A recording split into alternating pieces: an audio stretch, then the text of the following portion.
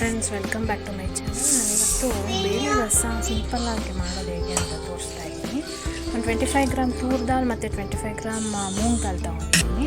ಒಂದು ಚಿಟಿಕೆ ಅರಿಶಿನ ಮತ್ತು ಅದಕ್ಕೆ ಸ್ವಲ್ಪ ಜೊತೆಯಲ್ಲಿ ಉಪ್ಪು, ಅದಕ್ಕೆ ತಕ್ಕಷ್ಟು ಉಪ್ಪು ಎಲ್ಲ ಬೇಯಕ್ಕಿಟ್ಟಿದ್ದೀನಿ. ಆಮೇಲೆ ಇಲ್ಲಿ ನಾವು ರಸಂ ಪೌಡರ್ ಮಾಡೋಕ್ಕೆ, ಡ್ರೈ ರೋಸ್ಟ್ ಮಾಡೋಕ್ಕೆ ಜೀರಿಗೆ, ಮೆಣಸು 1 ಟೀ ಸ್ಪೂನ್ ತೊಗೊಂಡಿದ್ದೀನಿ. ಜೀರಿಗೆ ಒಂದೂವರೆ ಸ್ಪೂನ್ ತೊಗೊಂಡಿದ್ದೀನಿ. ಸ್ವಲ್ಪ ಫ್ಲೇವರ್ಡ್ ಆಗಿರುತ್ತೆ ಚೆನ್ನಾಗಿ ರಸಮ್ ಅಂತ. ಒಂದು 5-6 ಲೀವ್ಸ್ ಕರಿಬೇವು ಸೊಪ್ಪು, 7ರಿಂದ 8 ಒಣಮೆಣಸಿನ್ಕಾಯಿ. ನಾವು ಬೇಳೆ ಕೂಗ್ಸೋಕೆ ಇಕ್ಕಿದ್ವಲ್ಲ, ಅದು 2 to 3 ವಿಸಿಲ್ಸ್ ಕೂಗ್ಸಿದ್ರೆ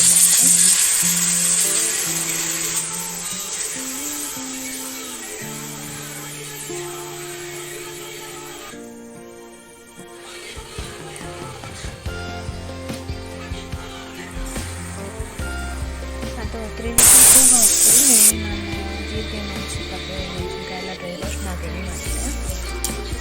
ಈಗ ಅದನ್ನು ನಾನು ಕಲ್ಲಲ್ಲೇ ಕುಟ್ಟಿ ಮಾಡ್ಕೊಬೋದು. ಸೊ ತರಿ ಟೆಕ್ಸ್ಚರಲ್ಲಿ ಇದ್ರೂ ನಡೆಯುತ್ತೆ, ಚೆನ್ನಾಗಿರುತ್ತೆ ರಸಕ್ಕೆ.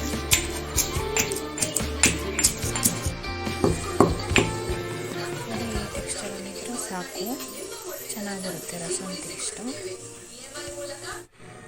ರಸಮ್ ಪೌಡರ್ ರೆಡಿ ಇದೆ. ಈಗ ರಸಮ್ ಬೇಕಾದರೆ ಒಗ್ಗರಣೆ ರೆಡಿ ಮಾಡ್ಕೊಳ್ಳೋಣ. 1 tea spoon oil, 1 tea spoon ಸಾಸಿವೆ, ಒಂಚೂರು ಜಜ್ಜಿಟ್ಕೊಂಡಿರೋ ಒಂದು 5-6 ಹೆಸರು ಬೆಳ್ಳುಳ್ಳಿ, ಅದ್ರ ಜೊತೆ ನಾವು ರೆಡಿ ಮಾಡ್ಕೊಂಡು ಪೌಡರ್, ತರಿ ಪೌಡರ್ ಅದನ್ನು ಸ್ವಲ್ಪ ಎಣ್ಣೆಲಿ ಲೈಟಾಗಿ ಫ್ರೈ ಮಾಡಬೇಕು. ಅದು ತುಂಬ ಪ್ಯಾನ್ ತುಂಬ ಕಾದ್ರಿಂದ ಸ್ವಲ್ಪ ರೋಸ್ಟ್ ಆಯಿತು ಅನಿಸುತ್ತೆ ಅದು. ಸೊ ಒಗ್ಗರಣೆನ ರಸಮ್ಗೆ ಬೇಳೆ ಬೇಯಿಸ್ಕೊಂಡಿರೋದಕ್ಕೆ ಮಿಕ್ಸ್ ಮಾಡೋದಕ್ಕೆ ಮುಂಚೆ ಸ್ವಲ್ಪ ಮ್ಯಾಶ್ ಮಾಡಿಕೊಂಡ್ರೆ ಟೆಕ್ಸ್ಚರ್ ಇನ್ನೂ ಚೆನ್ನಾಗಿರುತ್ತೆ. ರಸಮ್ಗೆ ಕಂಪ್ಲೀಟ್ ಸಾಫ್ಟ್ ಟೆಕ್ಸ್ಚರ್ ಇರುತ್ತೆ, ಎಲ್ಲೂ ಬೇಳೆ ದಪ್ಪ ಸಿಗಲ್ಲ. ಸೊ ಮ್ಯಾಶ್ ಮಾಡ್ಕೊಂಡಾದ್ಮೇಲೆ ಒಗ್ಗರಣೆನ ಬೆರೆಸಿ ರಸಮ್ ಟೆಕ್ಸ್ಚರ್ ಏನು ತೆಳ್ಳಗೆ ಬೇಕೋ ಅಷ್ಟು ನೀರು ಮಿಕ್ಸ್ ಮಾಡಿದೆ. ಒಂದೇ ಒಂದು ಸಣ್ಣ ಟೊಮೆಟೊ ಸಣ್ಣಕ್ಕೆ ಇಟ್ಕೊಂಡಿರೋದು,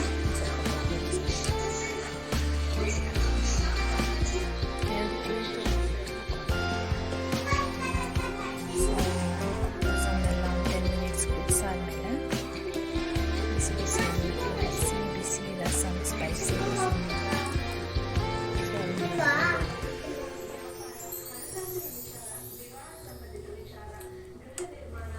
ತಿಂದರೆ ತುಂಬ ಈ ಕ್ಲೈಮೇಟಲ್ಲಿ ಸ್ಪೈಸಿ ರಸಮ್ ಒಂದ್ಸಲ ಟ್ರೈ ಮಾಡಿ ನೋಡಿ. ಟೇಸ್ಟ್ ಹೇಗಿತ್ತು ಅಂತ ಟ್ರೈ ಮಾಡಿ ಕಮೆಂಟ್ ಮಾಡಿ.